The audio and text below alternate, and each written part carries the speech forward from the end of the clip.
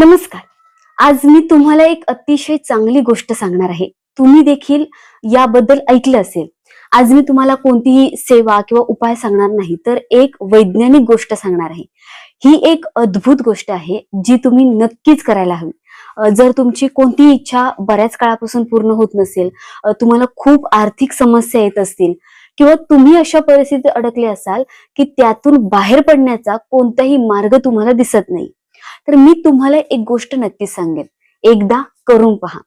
मित्र-मैत्रिणींनो, मी तुम्हाला जे सांगणार आहे ते तुम्ही मनापासून आणि पूर्ण विश्वासाने केलं तर तुम्हाला नक्कीच याचं चांगलं फळ मिळेल. तुम्हाला हे पूर्ण विश्वासानं करावं लागेल आणि काही दिवसातच तुम्हाला त्याचा परिणाम दिसून येईल.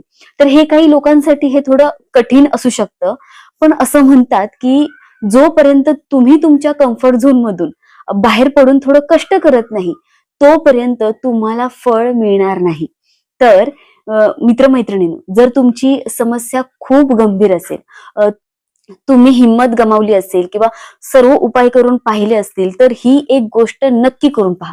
मला विश्वास आहे की बदल नक्कीच होईल. तुम्ही स्वतः काही दिवसांनी कमेंट कराल आणि सांगाल की हो, हे फॉलो केल्यावर आयुष्यात खरोखरच बदल झाला. तर पहा, तुम्हाला काय करायचंय. आता तुम्हाला काय करायचं आहे ते मी थोडक्यात इथे सांगते.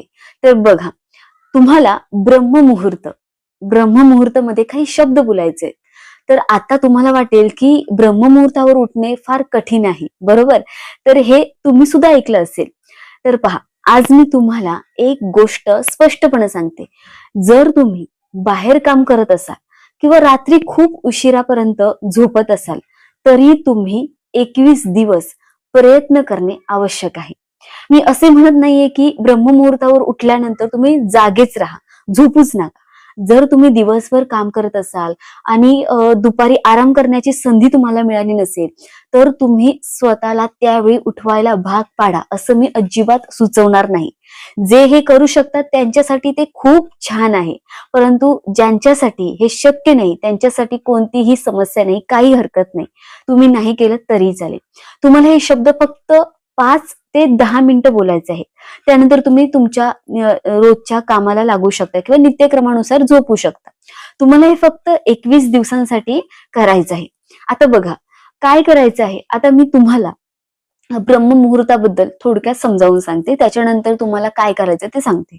तर बघा, रात्रीचे 4 भाग केले जातात. 4 भागामध्ये त्याची विभागणी होते. संध्याकाळी 6 ते रात्री 9 ही वेळ रुद्रकाल मानली जाते. रात्री 9 ते 12 ही वेळ राक्षस वेळ मानली जाते. यावेळी नकारात्मक विचार आणि भांडणे अनेकदा होतात. तुम्ही सुद्धा पाहिले असेल. तर अशा वेळी झोप आली तर ती खूप चांगली मानली जाते. जर वाईट विचार तुमच्या मनात येत असतील तर तुमचे मन दुसरीकडे वळवा. स्वतः तुम्ही संगीत ऐका, काही म्युझिक ऐका, मंत्र म्हणा. तर सकाळी 12 ते पहाटे 3 ही वेळ गंधर्व काल मानली जाते. यावेळी आपल्याला गाढ झोप लागते, बरोबर? तर ती गाढ झोप खूप चांगली मानली जाते. यामुळे तुम्ही सकाळी ताजेतवाने उठा. सकाळी 3 ते 6 ही वेळ ब्रह्ममुहूर्त आहे. वास्तविक ब्रह्ममुहूर्त 3 ते 5 वाजेच्या दरम्यान मानला जातो. तर यावेळी बोलले जाणारे शब्द आणि प्रार्थना यांचा प्रभाव मात्र खूप मजबूत असतो. आता काय करावं लागेल याबद्दल सांगते. तर बघा, 3 ते 5 या दरम्यान तुम्हाला उठायचं आहे. खुल्या आकाशाखाली, जिथे आकाश तुम्हाला दिसेल त्या खाली तुम्हाला बसण्याचा प्रयत्न करायचा आहे. तुम्ही बाल्कनीत, खिडकीजवळ किंवा असे कुठेतरी बसून आकाशाचे दृश्य तुम्हाला पाहायचे. यावेळी तुम्ही आंघोळ करणे गरजेचं नाही. तुम्ही आंघोळ नाही करायचे आहे. फक्त तुमची एकाग्रता आणि विश्वास आवश्यक आहे. आकाशाकडे पहा, आपले दोन्ही हात पसरवा आणि म्हणा, मी पूर्णपणे भाग्यवान आहे. तुमच्या आयुष्यात कितीही अडचणी आल्या तरी हे वाक्य पूर्ण आत्मविश्वासाने म्हणा. मग देवाचे आभार माना. तुम्ही ज्यावर विश्वास ठेवता, तुमचे देव, गुरु, इष्टदैवत, निसर्ग, त्यांना धन्यवाद द्या.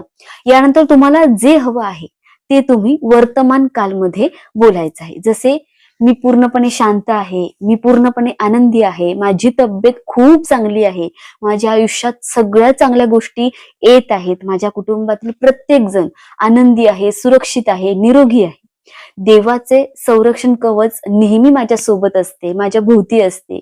तर तुम्हाला कोणतीही अडचण आली तरी देव तुमचा हात धरून तुम्हाला बाहेर काढत आहे असे समजून बोला.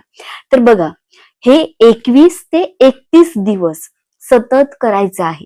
मध्ये असे करणे सोडू नका. मध्ये तुम्ही 10 दिवस केल्यानंतर सोडून दिलं तर तसं करू नका. आता प्रश्न असा येतो की फक्त ब्रह्ममुहूर्तालाच का करायचंय? जसे की तुम्ही सकाळी बाहेर कुठेतरी लवकर बाहेर निघता, तर तिथे तुम्हाला कोणतीही गर्दी दिसत नाही. तुम्ही लवकर जिथे पोहोचायचंय तिथे पोहोचता. पण उशिरा निघालो तर सगळी कामं आपली उशिरा होतात. आपल्याला ट्रॅफिक लागतं, काहीही असू दे, गर्दी मिळते. तसेच ब्रह्ममुहूर्तामध्ये बोलल्या जाणाऱ्या शब्दांची वारंवारता खूप जास्त असते. विश्व त्यांना त्वरित पकडते आणि द्रुत परिणाम आपल्याला देते, लगेच परिणाम देते. म्हणूनच असे म्हटले जाते की यावेळी सकारात्मक शब्द बोलण्याचा खूप शक्तिशाली प्रभाव असतो. तुमच्या लक्षात येईल की तुमची विचारसरणी बदलू लागली आहे.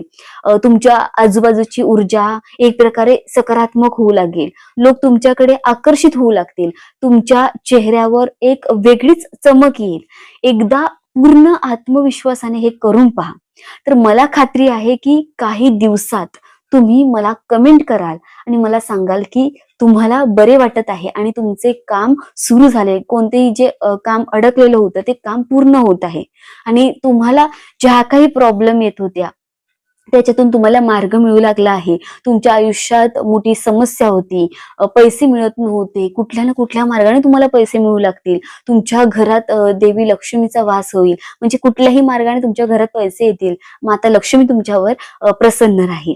तर अशा पद्धतीने तुम्ही फक्त 21 दिवस या गोष्टीला फॉलो करा. सकाळी उठा. हा जो मी तुम्हाला सांगितलंय की मी खूप भाग्यशाली आहे, मी पूर्णपणे भाग्यशाली आहे, मी खूप भाग्यवान आहे किंवा मी मजबूत आहे, मी खूप स्ट्रॉंग आहे, असे प्रत्येक तुम्हाला जे वाटेल ते कॉन्फिडन्सपणे तुम्हाला बोलायचं आहे. आपले हात दोन्ही पसरायचे आणि तिथे बघून तुम्हाला असं बोलायचं आहे. फक्त 21 दिवस ही गोष्ट तुम्ही फॉलो करा. तुम्हाला चांगले परिणाम दिसून येतील. तुमच्या आयुष्यातील सगळे प्रॉब्लेम दूर होतील आणि प्रत्यक्ष तुम्हाला या परमेश्वराचा, या युनिव्हर्सचा तुम्हाला एक प्रकारे आशीर्वाद मिळणार आहे. आणि जसं तुम्ही 7 दिवस फॉलो केलं तर त्यानंतर तुम्हाला कधी अलार्म लावायची सुद्धा गरज पडणार नाही. तुम्हाला स्वतःहूनच या टाइमला जाग येईल. तर तुम्ही 3 ते 5 म्हणजे तुम्ही 3:30 वाजता उठू शकता, 4 वाजता उठू शकता, जेव्हा तुम्हाला शक्य होईल, किंवा 4:30 वाजता या टायमिंगला तुम्ही उठून हे तुम्हाला दोन्ही हाताचे तिथे बघून तुम्हाला बोलायचं आहे. तर फक्त 21 दिवस करा आणि अगदी मनापासून करा, आनंदाने करा. म्हणजे करायचं म्हणून असं करू नका. तर एक प्रकारे तुम्हाला असं आतमध्ये पॉझिटिव्ह वाटलं पाहिजे की मी ह्या गोष्टी करत आहे आणि माझं खूप चांगलं होणार आहे, असं समजूनच तुम्हाला हा जो उपाय आहे, उपाय नाहीये म्हणजे आपल्या सगळ्यांच्या कल्याणासाठीच ही गोष्ट आहे. खूप लोक करतात, तुम्ही सुद्धा करा, मी सुद्धा सकाळी करते. मला याचा खूप चांगला परिणाम दिसून येतोय. तर माझा कॉन्फिडन्स जास्त वाढलाय. मी आता किती वर्ष युट्यूब चॅनल चालवते आहे, तर यामध्ये माझी प्रगती होत चाललेली आहे. त्यामुळे आज एक नाही तर 2-3 चॅनल मी स्वतः चालवत आहे आणि खूप चांगले परिणाम दिसतात. आपल्याला लक्ष्मीची प्राप्ती होते, आपल्यावरती लक्ष्मी प्रसन्न होते आणि बाकीचे आपले कर्म सुद्धा आपल्याला चांगले करत राहायचं आहे. आपली विचारसरणी आपली चांगली ठेवायची आहे, कोणाबद्दल वाईट विचार करायचा नाही. आणि हा एक साधा उपाय तुम्ही करून पहा, तुम्हाला खूप चांगला परिणाम दिसून येईल. भेटूया पुढच्या व्हिडिओमध्ये. तोपर्यंत श्री स्वामी समर्थ. देव तुमचं कल्याण करो. धन्यवाद. श्री स्वामी समर्थ.